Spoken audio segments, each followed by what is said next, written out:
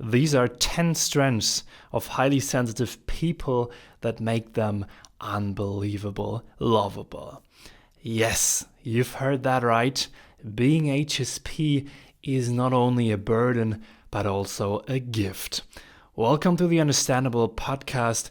My name is Robert, and today we talk about 10 great characteristics that will make you love your highly sensitive trait.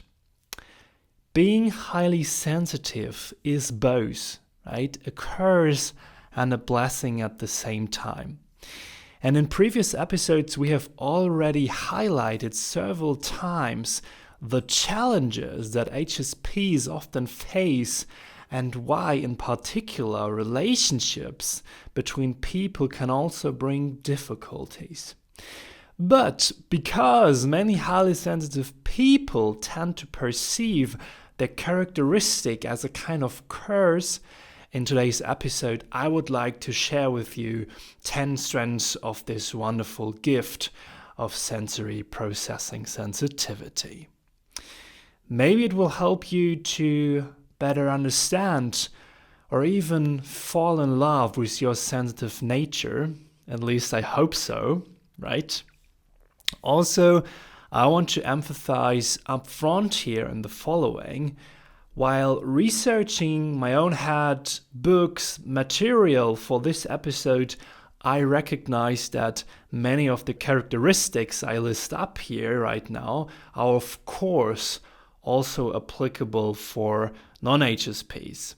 And I think it's quite obvious that many people share these amazing values, not just our people of the highly sensitive kind, right?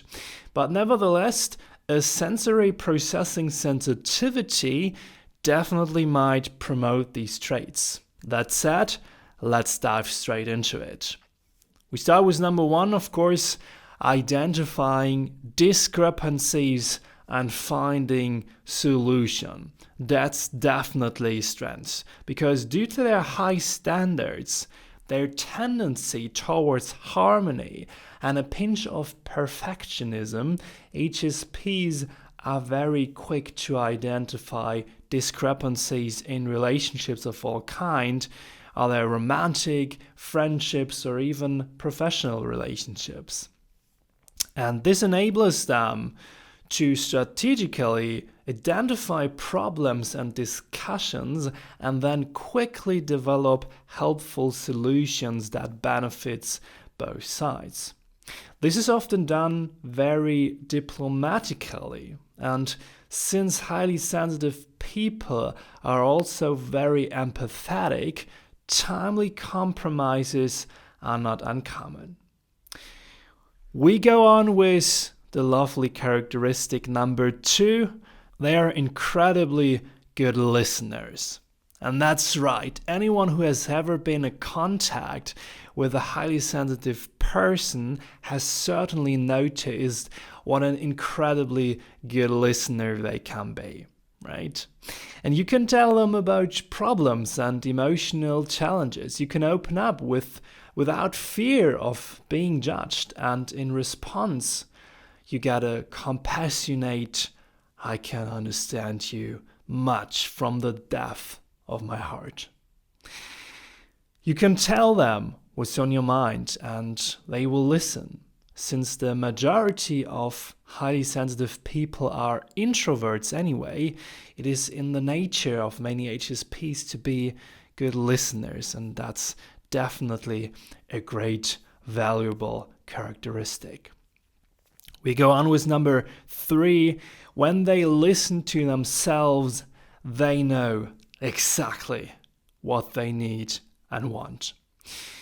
Sometimes it seems almost stubborn how uncompromisingly HSPs can identify and assert their own needs.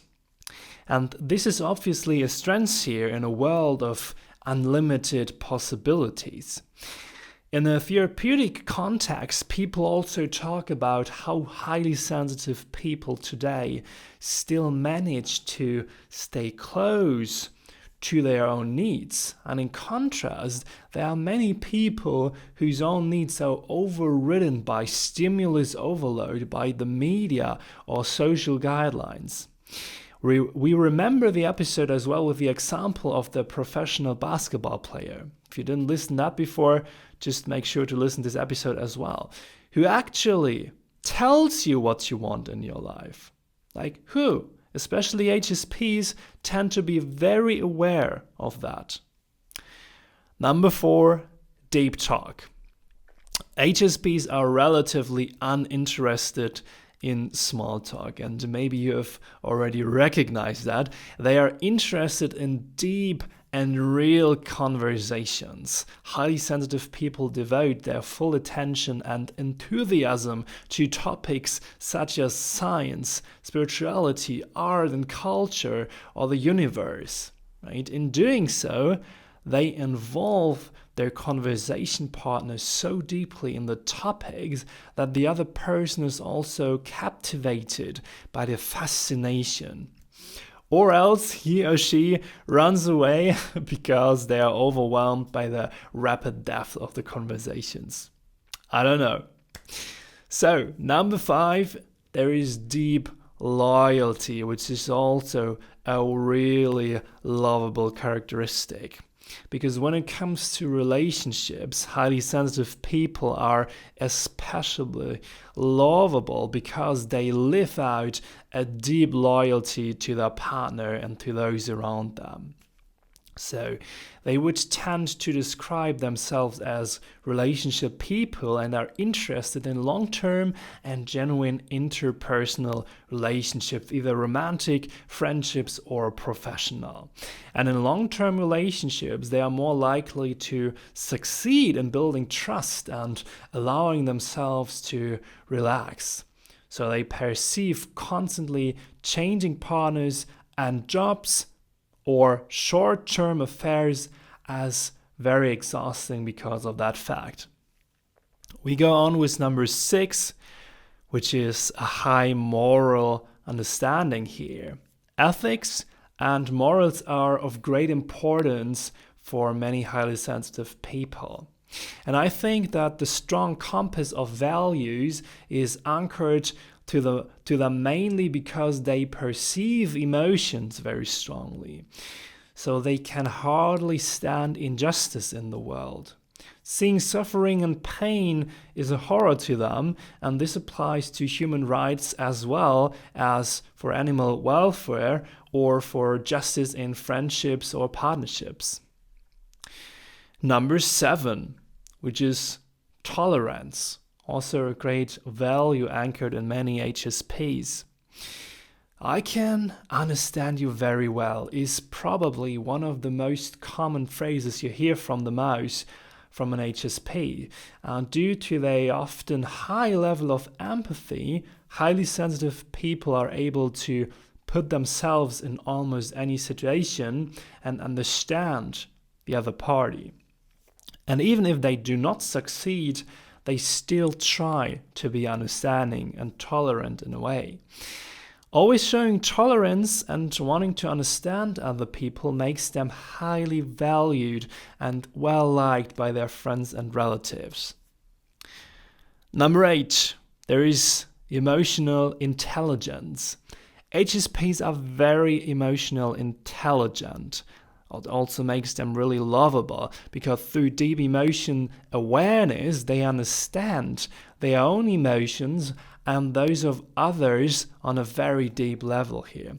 And because of the strong emotional perception in combination with a mature emotional understanding and a lot of self-reflection, they are able to understand and mirror the emotional world of others.